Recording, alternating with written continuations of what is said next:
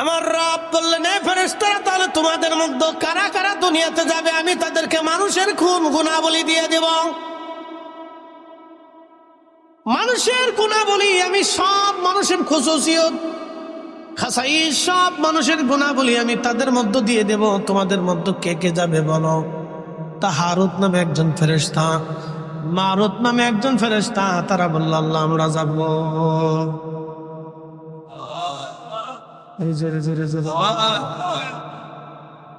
হারুত আর মারুত দুইজন রাজি হয়ে গেল। ফেরেশতারা বলে, হারুত আর মারুত ওই দুইজনেই যাবে।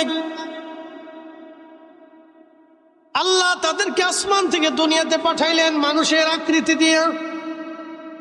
সুবহানাল্লাহ বলবেন? সুবহানাল্লাহ। কিসের আকৃতি? মানুষের। ফেরেশতা কিসের তৈরি? জোরে বলেন, আরো জোরে। তারা মায়ের পেট থেকে আসে নাই, সরাসরি আল্লাহ নূরের তৈরি ফেরেশতারে মানব আকৃতি দিয়ে দুনিয়াতে পাঠাইলেন। শুধু মানব আকৃতি দেন নাই, মানুষের গুণাবলীও আল্লাহ তাদের মধ্যে দিয়ে দিলেন। আল্লাহ পারেনি?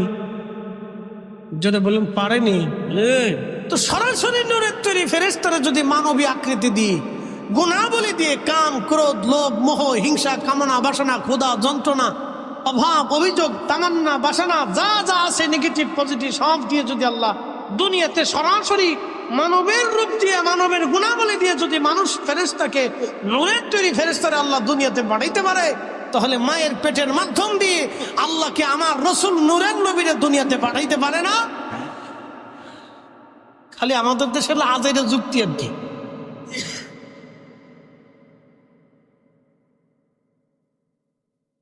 এই জন্য কোরআন আল্লাহ বলেন, قد جاءكم من الله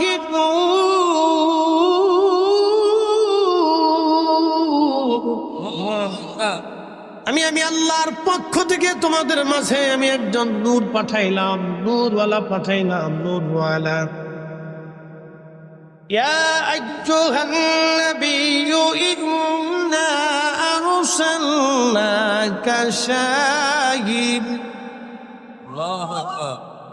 শাহিদান ওয়া মুবাশশিরান ওয়া নাযীরা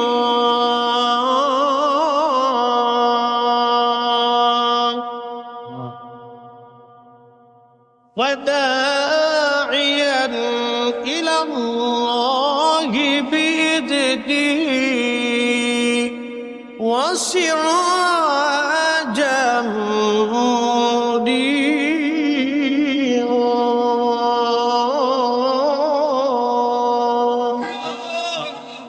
পাঁচটা জিনিস দিয়েছি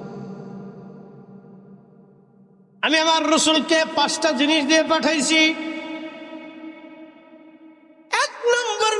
পাঠিয়েছি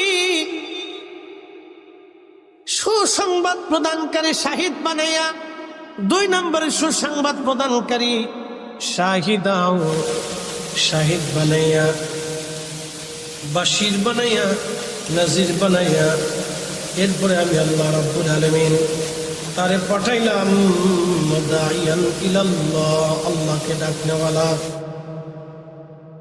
আল্লাহর দিকে আহ্বান করে বানাইয়া। এরপরে আমি আল্লাহ তারে পাঠাইলাম সিরাজাম মুনীরা, উজ্জ্বল প্রদীপওয়ালা, নূরওয়ালা বানাইয়া।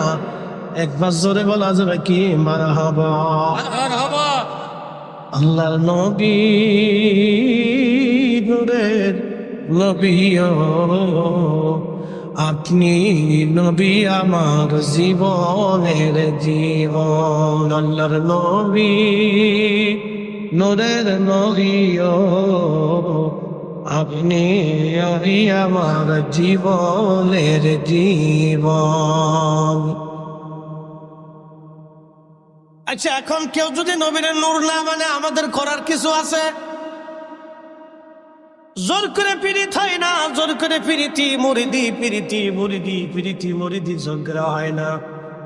আমাদের দেশে সনাতন ধর্মে যারা বিশ্বাসী, যাদেরকে আমরা হিন্দু বলে চিনি, তারা 33 কোটি দেবতায় বিশ্বাসী। তাদের বিশ্বাস 33 কোটি দেবতায় তারা বিশ্বাসী। মাছের দেবতা, গাছের দেবতা, সূর্যের দেবতা, পানির দেবতা, আধারের দেবতা, আলোর দেবতা, বিদ্যার দেবতা, আসমানের দেবতা, জমিনের দেবতা, পানির দেবতা, এই সব কিছুর দেবতা আছে। সূর্যের দেবতা, চাঁদের দেবতা, নক্ষত্রের দেবতা, আবহাওয়ার দেবতা, বৃষ্টির দেবতা, তাদের বিশ্বাস। এরকম গন্তে গন্তে গন্তে গন্তে গন্তে গন্তে দেবতা হয়েছে 33 কোটি। কত কোটি? 33 কোটি। এটা তাদের বিশ্বাস, তারা তাদের বিশ্বাস নিতে পারে। আমি তো জোর করে তারা এক আল্লাহ বিশ্বাসী বানাইতে পারতেছি। কথা ঠিক কিনা? আমরা কয় রবে বিশ্বাসী? কয় মালিকে? কয় মালিকে? এক রবে, এক মালিকে বিশ্বাসী। তিনি কে? আল্লাহ। কে? আল্লাহ।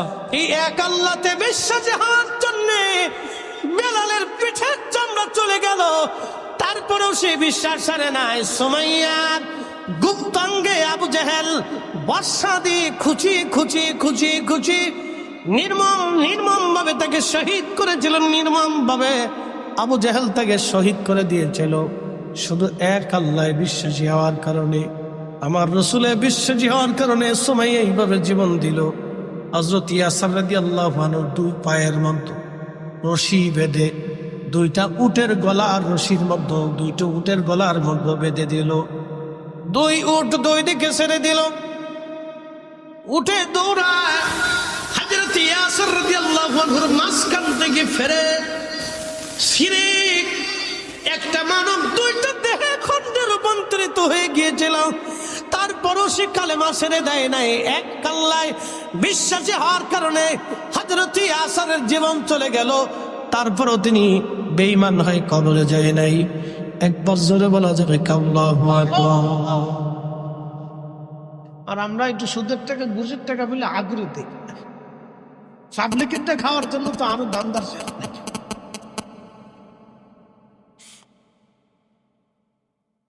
টেবিলের নিচে নেওয়ার জন্য পাগল। আমাদের দেশের যুবকগুলি বৈষম্য বিরোধী আন্দোলনে মরে গেল। তাদের কথা আমার দেশে আমি শিক্ষা গ্রহণ করেছি। চাকরি নিতে ঘুষ নেব কে? ঘুষ দেব কে?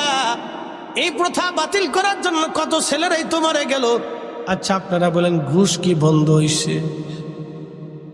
যে ছেলেরা জীবন দিল জীবনটাই বৃথা হয়ে গেল বাবা। ঘুষ প্রথা বন্ধ হয়নি। হুজুর ঘুষ প্রথা কিভাবে বন্ধ হবে? একটা পদ্ধতি দিয়ে দেশে ঘুষ দুর্নীতি সব বন্ধ হয়ে যাবে, একবারে 0 টলারেন্সে চলে আসবে যদি ইসলামিক আইন প্রথা।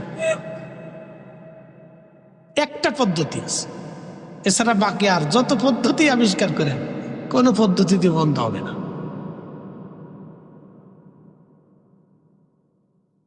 প্রিয় উপস্থিতি, খুব মনোযোগ দিয়ে শুনিয়া যান। না কষ্ট হচ্ছে আপনাদের? একসাথে বলেন তো আল্লাহু আকবার।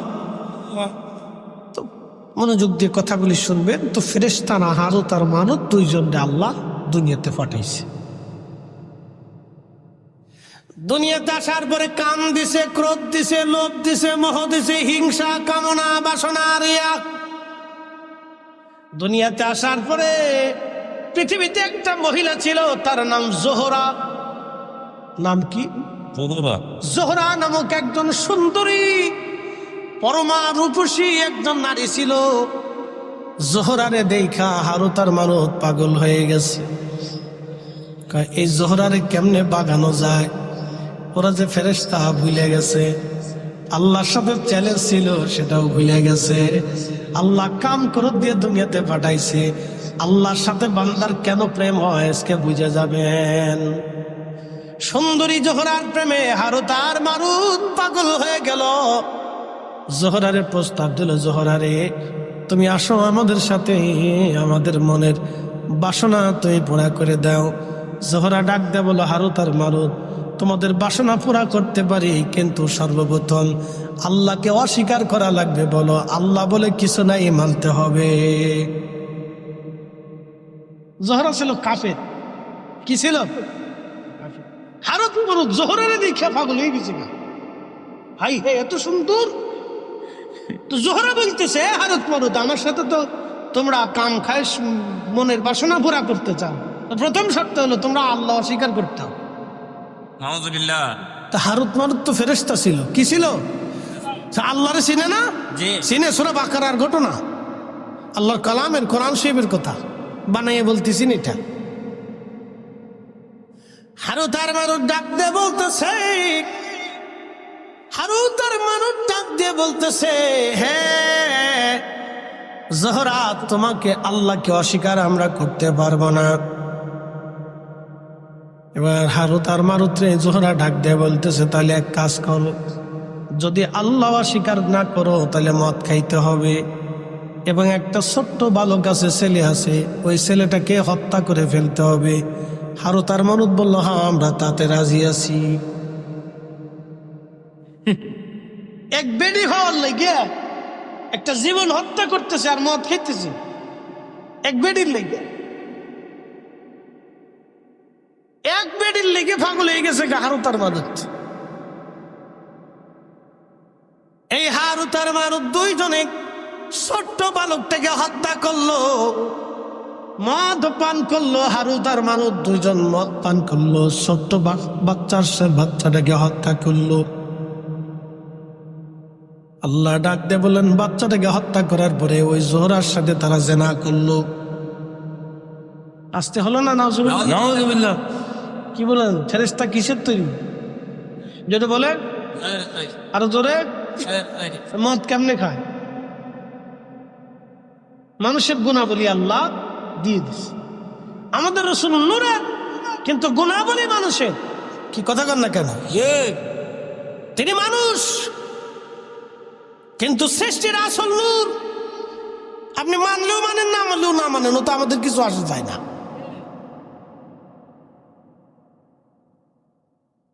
প্রিয় ভাই আমার, খুব মনোযোগ দিয়ে শুনে যাবেন। হারুত আর মারুত নূরের তৈরি। ফেরেশতা মদ পান করলো, কারণ মানবীয় গুণাবলী আল্লাহ দিলেন। মানুষ হত্যা করলো, মানবীয় গুণাবলী আল্লাহ দিলেন। জোহরার সাথে জেনা করলো, মানবীয় গুণাবলী আল্লাহ দিলেন। আল্লাহ তখন ডাক দিলেন, হারুত আর মারুত, ও হারুত আর মারুত, আমি আল্লাহ পাঠাইলাম দুনিয়াতে পরীক্ষা করার জন্য, কিন্তু তোমরা তো পরীক্ষায় ফেল করলো। তোমরা ফেরেশতা হওয়া সত্ত্বেও আমার আসমান জমিন ঘুরে ঘুরে তোমরা দেখেছ, আমি আল্লাহ রাজত্ব দেখেছ, আমি আল্লাহ সব তোমরা জানো, সব দেখেছ। দেখার পরেও তোমরা দুনিয়াতে যেয়ে ভুলে গেলা। আর আমার মানব জাতির আমি কিছুই দেখাই নাই, শুধু তারা দুনিয়া দেখে, আমি আল্লাহর কথা শুনে বিশ্বাস করে তারা সিজদার মধ্যে যায়। সুন্দরী নারী পাওয়ার পরেও তারা জানা করে না। খাবার হাম্মাদের কার্টুন দূরে দূরে রাস্তার উপর দিয়ে থাকার পরেও তারা খায় না। ও ফেরেশতারা রে, এবার তো বুঝলে কেন আমার বান্দারা শ্রেষ্ঠ এবং কেন তাদের ইবাদত আমি আল্লাহ পছন্দ করি। একবার জোরে বলা যাবে কি মারহাবা। আল্লাহ বানাইলেন এত জাতি, হইল না তার প্রেম প্রীতি। ঠিক কিনা? আল্লাহ বানাইলেন কত জাতি, হইল না তার প্রেম প্রীতি। অবশেষে মানুষ বানায়, অবশেষে মানুষ বানায় প্রেমের কারণে। প্রেমের ডোরি বান্দরে মদিনার সঙ্গে। প্রেম হবে কার সাথে? জোরে বলেন, আরো জোরে। আল্লাহর সাথে প্রেম হবে। আল্লাহ ডাক দেখে হারুত আর মারুত রে, ও হারুত আর মারুত, আমি আল্লাহ মানব জাতি বানাইয়া কাম দিলাম, ক্রোধ দিলাম, লোভ দিলাম, মোহ দিলাম, হিংসা, কামনা, বাসনা সব দেওয়ার পর আমার বান্দারা আমি আল্লাহর ভয়ে হুকুমে মাথা নত করে থাকে। তারা আমি আল্লাহ দেখে নাই, আমি আল্লাহর আসমান জমিন জগৎ কবর হাসর জান্নাত জাহান্নাম তারা কিছুই দেখে নাই।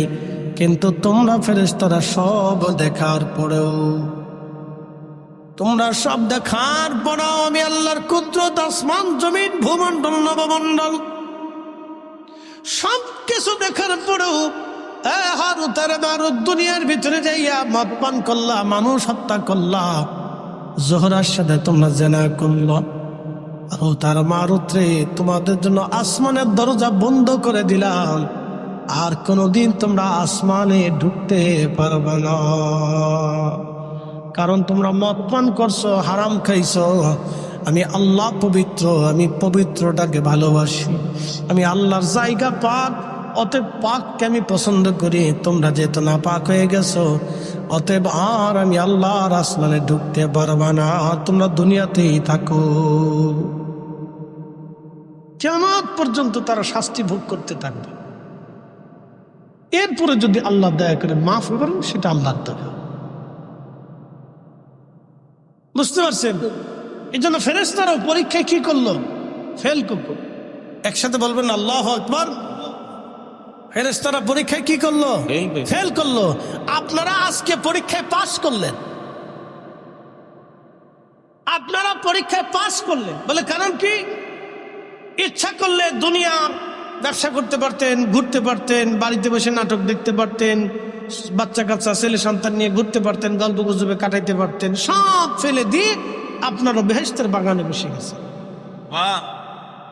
খুশিকে বলে দলিল কি বুঝাইতেছে?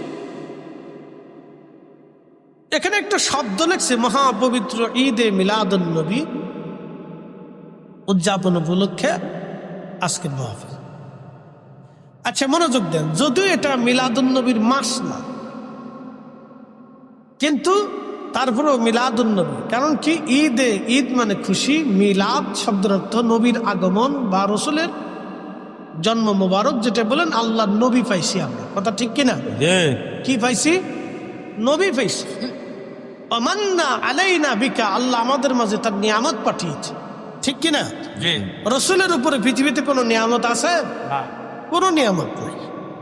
এই জন্য কাজী নজরুল লিখছেন, কাজী নজরুল কবিতার ছন্দে লিখেছেন, ত্রিভুবনের প্রিয় মুহাম্মদ এলো রে দুনিয়ায়,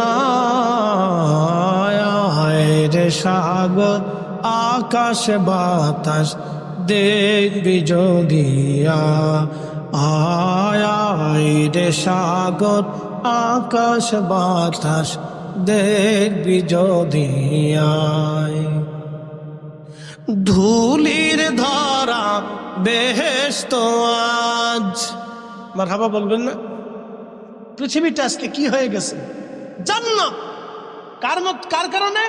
রসুলের কারণে। যদি রসুল না আসতেন তাহলে আমরা দিন পাইতাম। নবী না আসতে পারে পৃথিবীতে এই সুন্দর সিস্টেম পৃথিবীতে আজও হতো না। এই যে সুন্দর আইন কানুন, আগে সনাতন ধর্মে স্বামী মারা গেলে জীবন্ত স্ত্রীকেও স্বামীর সাথে পুড়িয়ে মারা হতো। কি কথা কর না কে? আগে দেখা যায় তো ওই যে কি বলে, বড় বড় ধনী যারা, তারা বড় বড় প্রতিমার সামনে তারা যাইতো, মন্দিরে তারা যাইতো। গরিব যারা ছিল তারা মন্দিরে ঢুকতে পারতো না। কিন্তু মুসলমানরা আসার পরে দেখলো ধনী আর দরিদ্রের কোনো বৈষম্য নাই।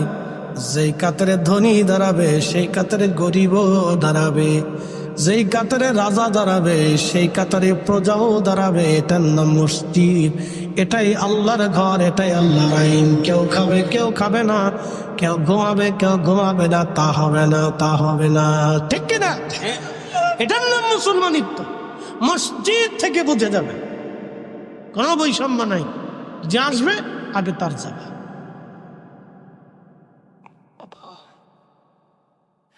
জাগে আসবে আগে তার জায়গা, তার কাতার। তবে হ্যাঁ, সে যদি উঠা কাউকে জায়গা দেয় সেটা ভিন্ন।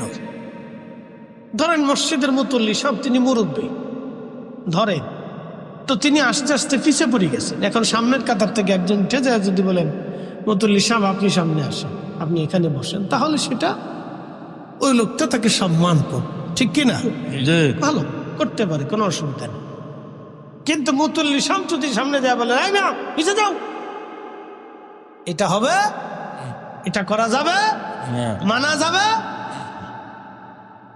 এটাই যে যেখানে জায়গা পাবে সে সেখানে দাঁড়াও। আচ্ছা ধরেন নামাজ চালু হয়ে গেছে, শুরু হয়ে গেছে, ইমাম সাহেব বলতেছে আলহামদুলিল্লাহি রাব্বিল আলামিন আর রহমানির রহিম। এখন এলাকার এমপি সাহেব মসজিদে ঢুকলেন, ঢুকে যায় ইমাম সাহেবের পিছনে যা আছে তারা ধাক্কা দিয়ে টাইনে পিছনে সরাই দিয়ে এমপি সাহেব সামনে দাঁড়ায় যাবে। কি কথা বলে? মসজিদে মুসল্লিরা মানবে? সমাজ মানবে? কখনোই কোন মুসলমান এটা মানবে না। ওই মসজিদের ভিতরে গন্ডগোল লেগে যাবে। তা আপনি করছেন তো, কিন্তু কোন এমপি কোন চেয়ারম্যান মেম্বার এই কাজ কখনো করে না। কারণ কারো ভিতরে যদি দিন থাকে তাহলে সেই কাজ সে আস্তে করে যেখানে জায়গা পাবে সেখানেই দাঁড়াবে, ঠিক কিনা? এটার নাম ইসলাম। তো আগে এরকম আমাদের দেশে যারা ধনী ছিল তারা ওই প্রতিমা মন্দিরে তারা যাইতো, পূজা দিত। গরিব যারা ছিল তারা ওই বাইরে দাঁড়াইতেন। তো ওই সময় তারা দেখলো যে হাই হাই, মুসলমানের নিয়ম তো খুব সুন্দর। এই আস্তে আস্তে মুসলমানের সুন্দর নীতি নিয়ম দেখতে দেখে দেখে দেখে দেখে দেখে ধীরে ধীরে মুসলমান হতে হতে হতে হতে হতে হতে আজকে সারা পৃথিবীতে 200 কোটি মুসলমান। একসাথে বলবেন না আল্লাহু আকবার। প্রিয় উপস্থিতি, খুব মনোযোগ দিয়ে কথাগুলি শুনবেন। ফেরেশতারা মানে ফেল খেয়ে গেল, আল্লাহর আমরা পাস করলাম, তখনও ফেরেশতারা আল্লাহর পরীক্ষায় ফেরেশতারা ফেল করে বসলো। আল্লাহ বলেন, ও ফেরেশতারা, দেখলা আমি আমার বান্দাদেরকে কেন ভালোবাসি। এই যে মাহফিলে আপনারা বসছেন, ঈদে মিলাদুন নবী লেখা হয়ে গেছে। একটা ঘটনা শোনাই। আল্লাহ নবী রাস্তা দিয়ে হেঁটে যাচ্ছেন, ঠিক এমন সময় নবীজি দেখলেন কয়েকজন কিছু সাহাবীরা এক জমাতে বসে বসে আল্লাহর জিকিরে ফিকিরে ইবাদতের সময় কাটাচ্ছে। নবীজি জিজ্ঞেস করলেন, মা জালাসনাকুম, ফেরেশতারা তোমরা কেন বসছো এখানে? ফেরেশতারা জবাব দিল, ইয়া রাসূলুল্লাহ আলা মা হাদানা লিদীনিহি, আল্লাহ আমাদেরকে দ্বীন দিয়েছেন, হেদায়েত দিয়েছেন। ওয়া মান্না আলাইনা বিকা, আপনি নবী নামক দুঃখিত ফেরেশতা। সাহাবীরা আল্লাহ নবীকে ডাক দেয়া বললেন, নবীজি বললেন, সাহাবীরা তোমরা কি করো? তোমরা এখানে কেন বসছো? বসে বসে কি করতেছো? ফেরেশতারা সাহাবীরা জবাব দিল, ইয়া রাসূলুল্লাহ আমরা এখানে নাদউল্লাহি ওয়া নাহমাদুহু, আল্লাহর জিকির করতেছি, আল্লাহর প্রশংসা করতেছি, আল্লাহর গুণকীর্তন করতেছি, তাসবিহ তাহলিল করতেছি। যারা বলেন সুবহানাল্লাহ। আমরা কি করতেছি? জিকির করতেছি। কার? আল্লাহ। যারা বলেন আল্লাহ। আমি আলোচনা করতেছি, আপনারা মাঝে মধ্যে আপনারা সুবহানাল্লাহ আলহামদুলিল্লাহ বলতেছেন, আপনাদের মন উৎফুল্ল হচ্ছে, আপনারা শুনতেছেন। এই সবই ফিরে জিকির আল্লাহ। তো সাহাবীরা ওই রকম বসে আল্লাহর জিকির করতেছে, আল্লাহর গুণকীর্তন করতেছে, প্রশংসা করতেছে, ওই মাহফিল চলতেছে। তো নবীজি বললেন, সাহাবীরা তোমরা কেন বসছো? সাহাবীরা বললেন, ইয়া রাসূলুল্লাহ আলা মা হাদানা লিদীনিহি, আল্লাহ আমাদেরকে দ্বীন দিয়েছেন, হেদায়েত দিয়েছেন। আমরা আগে গোমরা ছিলাম, পথভ্রষ্ট ছিলাম, দ্বীন কি জিনিস বুঝতাম না, নীতি কি জিনিস বুঝতাম না, সত্য বুঝতাম না, হালাল বুঝতাম না, পর্দা প্রসিদ্ধা বুঝতাম না, ন্যায় অন্যায় বুঝতাম না। ইয়া রাসূলুল্লাহ, এই দ্বীন এবং হেদায়েত পাওয়ার কারণে আমরা গুমরাহি থেকে, পথভ্রষ্টতা থেকে আমরা হেদায়েতের রাস্তা পেয়েছি। নবী গো, সেই জন্য আমরা আল্লাহ জিকিরে বসে গেলাম। এরপরে সাহাবীরা আরো একটা শব্দ বলেন, আমান্না আলাইনা বিকা, আপনি নবী নামক মহা নিয়ামত আল্লাহ আমাদেরকে দিয়েছেন। আমরা নবী পাইয়া আল্লাহর জিকিরের মাহফিলে আমরা বসে গেলাম। একবার জোরে বলা যাবে কি মারহাবা? মারহাবা। মিলাদুন নবী, নবী পাইয়া, কি কথা কর না কেন, ঠিক কিনা? কি পাইয়া? জোরে বলেন, কি পাইয়া? নবী পাইয়া আজকের মাহফিল আমরা সাজাইছি, ঠিক কিনা? সাহাবীদের যে উদ্দেশ্য, আমাদেরও একই উদ্দেশ্য। সাহাবীদের যেই কাজ, আমাদেরও একই কাজ। সাহাবীরা মাহফিল সাজাইয়া আল্লাহ জিকিরে ফিকিরে বসে গেছে, আমরাও মাহফিল সাজাইয়া আল্লাহ জিকিরে ফিকিরে আমরাও বসে গেলাম। আল্লাহ নবী ডাক দিয়ে বললেন, সাহাবীরা রে, তোমরা কি শুধু এই কারণে বসছো নাকি অন্য কোনো উদ্দেশ্য আছে বলো? সাহাবীরা জবাব দিল, ইয়া রাসূলুল্লাহ, আল্লাহর কসম করে বলি আমাদের আর কোনো উদ্দেশ্য নাই, আমাদের উদ্দেশ্য একটাই, আমরা আল্লাহর জিকিরে বসছি দিন পাইয়া এবং নবী পাইয়া, দিন পাইয়া নবী পাইয়া। আমার দিকে তাকান, দুটি প্রশ্ন এবং জবাব দিবেন। নবী না আসলে দিন পাইতাম, নবী না আসলে ঈমান পাইতাম না, তাহলে ঈমান এবং দিন নবীকে কেন্দ্র করে। বুঝেন নাই বুঝি? আবার বলতেছি, নবী না আসলে দিন পাইতাম, নবী না আসলে ঈমান পাইতাম, তাহলে ঈমান এবং দিন দুইটা নবীকে কেন্দ্র করে। কথা ঠিক কিনা? এই জন্য রসুল আছে, দিন আছে, নবী আছে, ঈমান আছে। নবী নাই, দিন নাই, নবী নাই, ঈমান নাই। কথা ঠিক কিনা? কথায় কোনো ভেজাল আছে? একবারে ক্লিয়ার কথা। নবী আছে, দিন আছে, নবী নাই, দিন নাই, নবী আছে, ঈমান আছে, নবী নাই, ঈমান নাই। এই জন্য আমরা সুন্নিরাই হক পথে আছি। একসাথে বলবেন আলহামদুলিল্লাহ। আমরা সুন্নিরা কোন পথে? কথা কর না কেন? কোন পথে? হক পথে আছে। বাংলাদেশে হাজার হাজার তাফসীরুল কোরআন মাহফিল হয়। ডোন্ট মাইন্ড, আমি কারো সমালোচনা করতেছি না, বোঝার জন্য বলতেছি। হাজার হাজার হয়। কয়টা মাহফিলে রসুলের শান মানে আলোচনা হয় আমাকে বলে দেন, বলেন। এখন উচিত কথা বললে তো মাই বেজার হয়ে যাবে, বলবো না। বলেন, হাজার হাজার তাফসীর কোরআন মাহফিল হয়, রসুলের শানের আলোচনা কয়টা মাহফিলে আমাকে দেখান। কোরআনে কি রসুলের শানের আয়াত নাই? আছে। এত তাফসীর হয়, এই আয়াতের তাফসীর হয় না, কারণটা কি? হ্যাঁ, কোরআনে কি রসুলের সম্মানের ব্যাপারে সূরা নাজিল করে নাই? এত সূরার তাফসীর হয়, এই সূরার তাফসীর কেন হয়?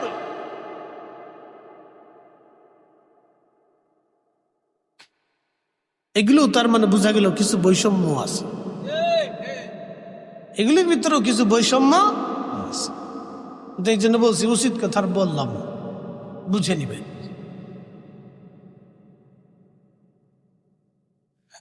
মুসলমান খুব বুঝো, ভালো করে শুনিয়া দেবেন। সাহাবীরা বললেন, ইয়া রাসূলুল্লাহ, আল্লাহর কসম করে বলি আমাদের আর কোনো উদ্দেশ্য নাই, আপনি নবী পাইয়া, দিন পাইয়া আমরা মাহফিল সাজাই দিয়েছি। ইয়া রাসূলুল্লাহ, নাদউল্লাহি ওয়া নাহমাদুহু, আমরা আল্লাহর গুণকীর্তন করতেছি এবং আল্লাহকে ডাকতেছি, আল্লাহর হামদ আমরা করতেছি। নবীজি বললেন, সাহাবীরা তোমরা আমার ছাত্র, তোমাদেরকে সন্দেহ করতেছি, বিষয়টা এরকম না। তোমাদেরকে সন্দেহ করতেছি, বিষয়টা এরকম না সাহাবীরা রে। এজন্যই তোমাদেরকে কসম করাইতেছি, এজন্য কসম করাইলাম তোমাদেরকে সাহাবীরা। ফাতানি জিবরিল আলাইহিস সালাম, জিবরিল আমার কাছে এসেছিল। ফাখবিরিনি, আমার কাছে খবর দিয়ে চলে গেছে। তোমাদের এই মজলিসখানা দেখে আল্লাহ এত খুশি, ইউবাহিবুকুমুল মালায়েকা, সমস্ত ফেরেশতাদের সামনে আল্লাহ গর্ব করতেছে, অহংকার করতেছে, গর্ব করতেছে, অহংকার করতেছে। চিৎকার মেরে জোরে বলেন আল্লাহু আকবার। তাহলে এই মাহফিলগুলি হলে প্রেম হয় কার সাথে? জোরে বলেন, কার সাথে? এই মাহফিলগুলি বসলে প্রেম হয় আল্লাহর সাথে। মিলাদুন নবী, নবীর আগমনের মাহফিলে বসলে প্রেম হয় আল্লাহর সাথে। প্রত্যেক দুনিয়ার মানুষ বেদাত বেদাত চিল্লাইলেও ও সাতা আমাদের কিছুই যায় আসে না। কথা বলেন ঠিক কিনা? খুশি হয় কে? খুশি হয় কে? আল্লাহ নিজে খুশি। ইউবাহিবুকুমুল মালায়েকা, আল্লাহ রাসূল তার জবান দিয়ে বলতেছে, ফেরেশতা সাহাবীরা তোমাদেরকে সন্দেহ করতেছি না। ফাখবিরিনি, জিবরাইল আমার কাছে খবর দিয়ে গেছে, বলে গেছে তোমাদের এই মজলিস দেখে আল্লাহ तमाम ফেরেশতাদের সামনে তোমাদেরকে নিয়ে আল্লাহ অহংকার করতেছে। অতএব এই মাহফিলটা অনেক দামি মাহফিল, অনেক মর্যাদা বলা মাহফিল। এখন দুনিয়ার মানুষ বেজার হলে আমাদের বাবা কিছু করার থাকে না। আমরা দুনিয়ার মানুষের ভালো মন্দ খুশি বেজার দিয়ে মাহফিল সাজাবো। আমরা আল্লাহকে খুশি করার জন্য মাহফিল সাজাবো। কথা বলেন ঠিক কিনা? আমরা আল্লাহকে খুশি করার জন্য মিলাদুন নবীর মাহফিল সাজাবো। কথা বলেন ঠিক কিনা? কে খুশি হলো বেজার হলো বেদাত ফতোয়া দিলে ওগুলি আমাদের দেখার সময় নেই, ওগুলি দেখা যাবে না। আপনার কাজ আপনাকে তো চালাইতে। তো আল্লাহর সাথে বান্দার কেন প্রেম হয় মুখতাসার আপনাদেরকে বুঝাইলাম। কেন বান্দার সাথে আল্লাহর প্রেম হয়। এবার রমজানে চলে যায়। রমজানে ইফতারির সময় রয়েছে, ওই ইফতারির সময় বান্দা যখন হাত ঘুরায় তখন ফেরেশতাদের সামনে আল্লাহ ডাক দেয়, ফেরেশতারা, এই ফেরেশতারা, তোমরা না বলছিলে এই মানব জাতি সৃষ্টি করেন না এরা ফাসাদ করবে, মারামারি করবে, কাটাকাটি করবে, অন্যায় করবে, অশ্লীল কাজ করবে, রক্তপাত করবে, ওয়াসফিকুদ্দিমা, তারা রক্তপাত করবে। ও নাহনু নুসাব, নেগেটিভ পজিটিভ দিছি, ক্ষুধা দিছি, তৃষ্ণা দিছি, ক্ষুধা দিয়েছি, তৃষ্ণা দিয়েছি। আমার বান্দা সারাদিন না খেয়েছে, সারাদিন তৃষ্ণায় তার কলিজা শুকাই গেছে, পানি আছে, খাবার আছে, বান্দা হাত লড়ায় কিন্তু খায় না। আমি আল্লাহর সীমা না আসা পর্যন্ত, হুকুম না আসা পর্যন্ত বান্দা খাবে না। আমি হুকুম দিয়েছি মাগরিবের আজান হবে, তারপরে বান্দা ইফতার করবে। ফেরেশতারা, তোমরাই বলে খালি ইবাদত করো, তোমরাই বলে আমি আল্লাহর জিকির করো, তোমরাই বলে আমার হামদ করো। দেখো আমার ফেরেশতারা খাবার সামনে ইফতার নিয়ে বসে রয়েছে, আমার কত বান্দা ইফতার নিয়ে বসে আছে। ফেরেশতারা, ফেরেশতারা, আল্লাহ পাক অহংকার করতে থাকে। একসাথে বলা যাবে আল্লাহু আকবার। তখনই বান্দার সাথে কার প্রেম হয়? আল্লাহ। বান্দার সাথে কার প্রেম হয়? আল্লাহ ডাক দেখে, ফেরেশতারা যা, আমি আমার বান্দার জীবনের সব গুনাহকে মিটিয়ে দিলাম, মাফ করে দিলাম। সুবহানাল্লাহ। প্রেম হয় কার সাথে? প্রেম হয় কার সাথে? আল্লাহর সাথে প্রেম। এই জন্য দুনিয়ার মুখ থেকে আপনাকে বের হয়ে এসে যখনই সেজদার মধ্যে পড়ে যাবেন তখনই রাত খুশি হয়ে যাবে, বান্দার সাথে আল্লাহর প্রেম হয়ে যাবে। আজ আমি একবারে শেষ করে দিব, শেষ পর্যায়ে চলে আসতেছি। আর একটা ঘটনা শোনাবো, একটা কাসাস শোনেন তোদেরকে। আল্লাহ রসুল আর রসুলের জীবনের ঘটনায় প্রিয় নবীজি ওই এক মেলাতে গেছে। আমাদের দেশে বিভিন্ন জায়গায় মেলা হয় না, আজারে বাজারে ফাজের মেলা না, তখনকার দিনে বাণিজ্য মেলা হতো। পৃথিবীর বিভিন্ন দেশ থেকে বিভিন্ন ধরনের লোকজন এসে বিভিন্ন মাল সামানা পণ্য সামগ্রী নিয়ে মদিনাতে এসে বাৎসরিকভাবে 1 মাস 2 মাসের জন্য তারা এই পণ্য সামগ্রী বিক্রি করত। তো বিরাট বড় মেলা বসছে, বাণিজ্য মেলা। তো মহিলারা, বাচ্চা কাচ্চারা, বিভিন্ন ধরনের লোকজন বিভিন্ন দেশের পণ্য সামগ্রী কেনার জন্য গেছে। ধরেন চাঁদপুরের কচুয়াতে যদি একটা মেলা বসে, সিরিয়ার থেকে, মিশর থেকে, আরব থেকে, ভারত থেকে, পাকিস্তান থেকে, আফগান থেকে, বিভিন্ন দেশ থেকে বিভিন্ন পণ্য সামগ্রী নিয়ে আসছে, তখন আপনাদের চিন্তা হবে যে তাহলে আমরা একটু ঘুরে দেখে আসি আফগানের মাল কেমন, পাকিস্তানের মাল কেমন, ওই সিরিয়ার মাল কেমন, আরবের মাল কেমন। কেনার জন্য একটা মানুষের উৎসাহ থাকে না? তা ধরেন আমাদের ওইরকম উৎসুকতা মন থাকে যে দেখে আসি যে আরবিয়ানরা কেমন জুব্বা পরে বা পাকিস্তানিরা, আফগানিরা কেমন পোশাক পরে, তা আমরা একটু ঘুরে ঘুরে দেখে কিনে নিয়ে আসি। তো ঠিক এরকম এক ধরনের মেলা আল্লাহ নবীও গেছে। তো এক মহিলা আর তার বাচ্চা হারিয়ে গেছে, বাচ্চা খুঁজে পাইত। তো মা তো হাজার হলেও তো মা, বিন্দু মাত্র হলেও তো দয়া মায়া মার ভিতরেই বেশি থাকে। সবার থেকে মাই সন্তানকে বেশি ভালোবেসে থাকে, কারণ ও পেটে ধারণ করে মার রক্ত, মার পানি, মার গোশত, মার শরীরের সাথে, মার চর্বির সাথে, মার নিঃশ্বাসের সাথে, মার খাবারের সাথে, মার পুষ্টির সাথে আমাদের শরীরটা অ্যাডজাস্ট থাকে, আমাদের শরীরটা মেসিং থাকে। যার কারণে মার দয়া বেশি। সন্তান মাকে ভুলে যায়, কিন্তু মা সন্তানকে ভুলতে পারে না, কারণ সন্তানটা মায়ের একটা অংশ, এই জন্য সে ভুলতে পারে না।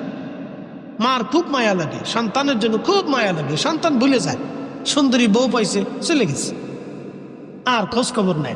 এরকম বহু ছেলে আছে, বাংলাদেশে বহু ছেলে আছে, সুন্দরী বউ পাইছে, বাড়ি থেকে জুদা হয়ে চলে গেছে, মার খোঁজ খবর নেয় না, পয়সা করি দেয় না, কিন্তু মা বলতে পারে না।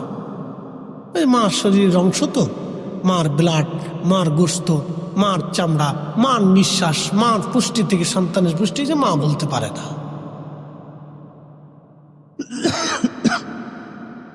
এই জন্য এই সমস্ত সন্তানরা কিয়ামতের ময়দানে আল্লাহর দরবারে অনেক বড় আসামি।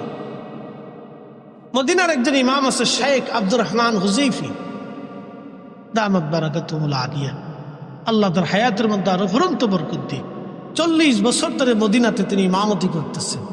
একসাথে বলা যাবে না মারহাবা। তিনি 40 বছরের আমার রসুলের মসজিদের ইমাম, অনেক সম্মানিত ব্যক্তি।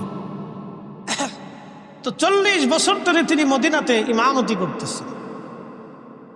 কিয়ামতের ময়দানে যদি আল্লাহ জিজ্ঞেস করে, হে আব্দুর রহমান হুযাইফি, 40 বছর ধরে আমার রসুলের মসজিদে তুমি ইমাম ছিলে, যাও তুমি তোমার মার সাথে নাফরমানি করছো,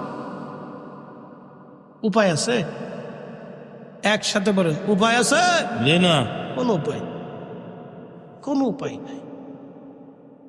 তো ওনাদের যদি এই উপায় হয়, তাহলে আমাদের কি হবে? একই কথা। তো সন্তান হারিয়ে গেছে, মা সন্তান খুঁজে পায় না, পায় না, পায় না, পায় না, পায় না। বহু সময় পরে সন্তানটাকে পাইলো, পাওয়ার পরে মা সন্তানটাকে জড়িয়ে ধরে ধরে কাঁদতেছে। আল্লাহ নবী ডাক দিয়ে বললেন, সাহাবীরা রে, এই মহিলা কি জন্য কান্না করে বলবানি? সাহাবীরা জবাব দিলেন, ইয়া রাসূলুল্লাহ, এই মহিলা বাচ্চা হারিয়ে গিয়েছিল, বাচ্চাটা খুঁজে পেয়েছে। খুশি রাতিসজ্জে বাচ্চা কোলে নিয়ে মহিলা সন্তানের জন্য কান্নাকাটি করতেছে। নবী বললেন, এর কি দুঃখের কান্না না সুখের কান্না? বলে, হুজুর, এটা সুখের কান্না, এটা দুঃখের কোনো কান্না না। আল্লাহ নবী ডাক দিয়ে বলেন, সাহাবীরা রে, সন্তান ফিরে আসার কারণে একটা মা এইভাবে যদি খুশি রাতিসজ্জে কান্না করে, সাহাবীরা রে, আল্লাহ দয়া মায়া ভালোবাসাটাকে 100 ভাগে আল্লাহ ভাগ করেছেন। 1 ভাগ দয়া আল্লাহ নিজের কাছে, তাম সৃষ্টির মধ্যে 1 ভাগ দয়া আল্লাহ বন্টন করে দিয়েছেন, আর 99 ভাগ দয়া আল্লাহ তার নিজের কাছে রেখেছেন। একবার জোরে বলা যাবে আল্লাহু আকবার।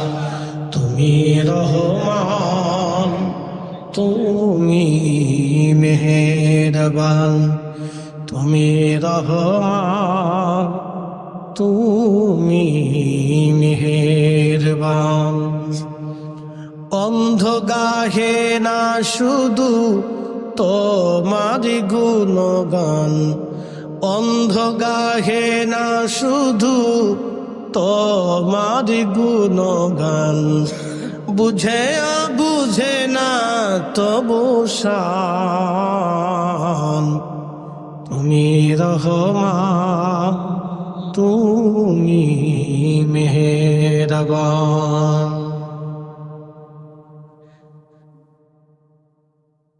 104 মুসলমান নবীজি ডেকে বলেন, আল্লাহ 100 ভাগ করে 1টা ভাগ ভালোবাসাকে তাম সৃষ্টির মধ্যে বন্টন করে দিলেন আমার আল্লাহ, আর 99 ভাগ দয়া আল্লাহ তার নিজের কাছে রেখে দিলেন। সাহাবীরা,